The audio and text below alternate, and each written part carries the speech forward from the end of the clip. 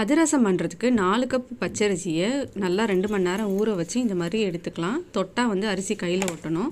இதை நான் மிக்சியிலே அரைச்சி எடுத்துக்கிட்டேன். அரைச்ச மாவை நல்லா சலிச்சு எடுத்துக்கலாம். இப்போ 4 கப் அரிசிக்கு 3 கப் வெல்லம் வந்து சரியாக இருக்கும். கொஞ்சமாக தண்ணி சேர்த்து பாகு எடுத்துக்கலாம். வெல்லம் நல்லா கரைஞ்சது இது சுக்கு பொடியும் ஏலக்காய் பொடியும் போட்டுக்கலாம்.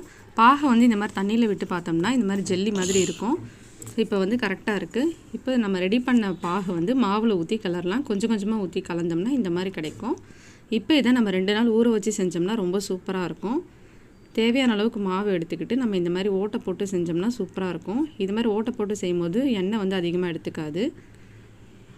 இல்லைனா நீங்கள் ஓட்டை போடலை அப்படின்னா 2 சைடும் வந்து ப்ரெஸ் பண்ணி எடுத்துக்கணும் கரண்டி வச்சு. அவ்வளோதான், சூப்பராக ரெடி ஆகிடுச்சு பாருங்கள். இதை உடனே சாப்பிட்டாலும் சூப்பராக இருக்கும், இல்லை 2 நாள் வச்சு சாப்பிட்டாலும் சூப்பராக இருக்கும். நீங்களும் இதே மாதிரி அதிரசத்தை உங்கள் வீட்டில் ட்ரை பண்ணி பார்த்துட்டு எப்படி இருந்துச்சுங்கிறத கமெண்ட்டில் சொல்லுங்கள். தேங்க்யூ.